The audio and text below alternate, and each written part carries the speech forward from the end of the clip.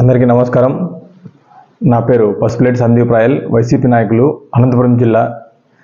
నిన్న తాడేపల్లిగూడెంలో చంద్రబాబు నాయుడికి పాలేరుగా వివరిస్తున్నటువంటి పొలిటికల్ బ్రోకర్ పవన్ కళ్యాణ్ వైఎస్ జగన్మోహన్ రెడ్డి గారి గురించి నోటుకొచ్చినట్టు మాట్లాడుతున్నారు. పవన్ కళ్యాణ్, నీకు మీ దత్త తండ్రి చంద్రబాబు నాయుడికి దమ్ము ధైర్యం ఉంటే స్ట్రైట్ రాజకీయాలు చేయండి, అంతేగాని జగన్మోహన్ రెడ్డి గారి మీద అసూయ పెట్టుకొని నోటుకు వచ్చినట్టు మాట్లాడితే కుదరదని కూడా మేము తెలియజేస్తున్నాం. అంతేకాకుండా నిన్న మీరు మాట్లాడిన మాటలు మొత్తం కూడా, మీ ప్రసంగాలు కూడా అసూయ, కక్ష సాధింపు అంటే ఈ టైప్లోనే జరిగింది, కానీ ప్రజలకు ఉపయోగపడే ఒక మాట కూడా మీరు మాట్లాడారా? ఒకసారి తెలుసుకోండి. అంతేకాకుండా పవన్ కళ్యాణ్, నువ్వేం మాట్లాడుతున్నావు? వైఎస్ జగన్మోహన్ రెడ్డి గారి గురించి ఏం మాట్లాడుతున్నావు పవన్ కళ్యాణ్? నోటుకు ఏదొస్తే మాట్లాడతావా? నీ చేతగాని తనంతో ఏది వస్తే మాట్లాడతావు పవన్ కళ్యాణ్? తెలుసుకొని మాట్లాడు. నాలుగో పిల్లమంటావా?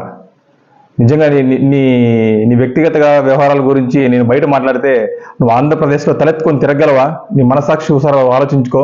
చెప్పమంటావా? నీ విషయాలు మొత్తం అని చెప్పమంటావా బయటికి? సభ్య సమాజంలో దిగుతున్నావు, తెలుసుకో. ఇది ప్రజాస్వామ్యబద్ధ దేశం.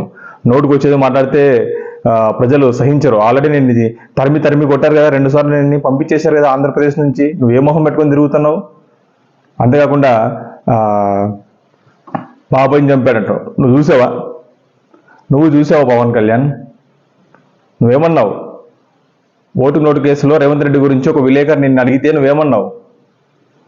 ఒక కేసు కోర్టులో ఉన్నప్పుడు దాని తాలూకా గురించి నేను మాట్లాడను, నేను రాజ్యాంగాన్ని గౌరవిస్తానన్నావు. అలాంటి నువ్వు ఈరోజు ఏం మాట్లాడుతున్నావు? ఓ కేసు కోర్టులో ఉంది, అది దాని గురించి నువ్వు ఎలా ఈరోజు బహిరంగంగా జగన్మోహన్ రెడ్డి గారిని నిందిస్తూ మాట్లాడుతున్నావు? నువ్వు ఎంత ప్యాకేజ్ తీసుకొని మాట్లాడుతున్నావు చంద్రబాబు నాయుడు దగ్గర? ఈరోజు పాతాలని తొక్కుతావా? ఆల్రెడీ తొక్కేశారు కదా నిన్ను ఆంధ్రప్రదేశ్ ప్రజలు, తొక్కి తాట తీసి పంపించారు కదా. ఇంకోసారి తొక్కితే నువ్వు మళ్ళీ ఈసారికి ఎక్కడికి పారిపోతావు నువ్వే తెలుసుకో. నీకు దమ్ము ధైర్యం ఉంటే నీ పక్కన అమరావతిలో 5 లక్షల కోట్ల దోపిడీ చేశాడు నీ సహచరుడు. ఎవరు? మీ దత్త తండ్రి చంద్రబాబు నాయుడు. అతని మీద నరేంద్ర మోడీ గారికి లేఖ రాసి సిబిఐ ఇన్వెస్టిగేషన్ చేయమని చెప్పు, నీకు దమ్ము ధైర్యం ఉంటే. అంతేగాని చేతగానితనం మాట్లాడద్దు.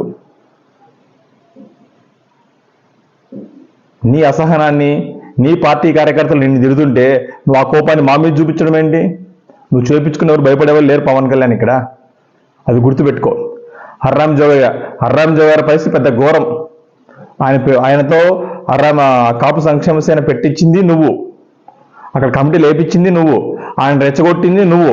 ఈరోజు చంద్రబాబు నాయుడుతో ప్యాకేజ్ తీసుకొని ఆ పెద్ద ఆయన్ని, కాపు సంక్షేమ సేన అధ్యక్షుడు హర్రామ్ జోగి గారిని ఈరోజు నువ్వు తక్కువ చేసి ఆయన పరువు తీసే విధంగా చంద్రబాబు నాయుడు దగ్గర నువ్వు మాట్లాడుతున్నావు. నీది ఒక రాజకీయమా? నారా భువనేశ్వర్ గారి ఏదో అంటే బాధ ఏందంట, సిగ్గుందా నీకు?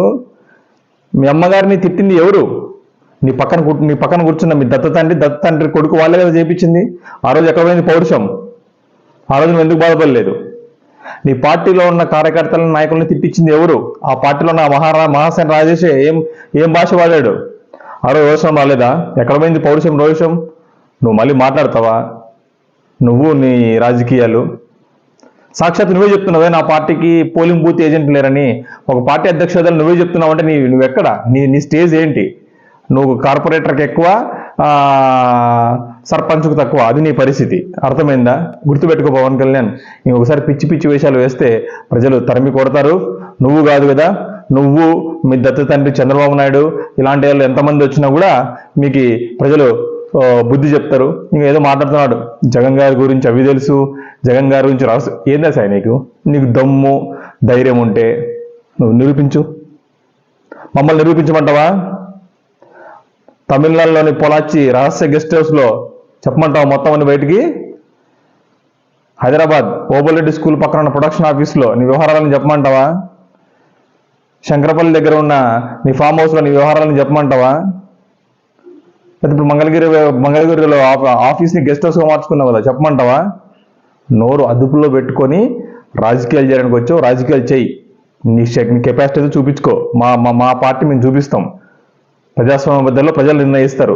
పిచ్చి వేషాలు వేస్తే నిన్ని చెప్పులతో కొడతారు, అది గుర్తుపెట్టుకో పవన్ కళ్యాణ్. నోరు జాగ్రత్త.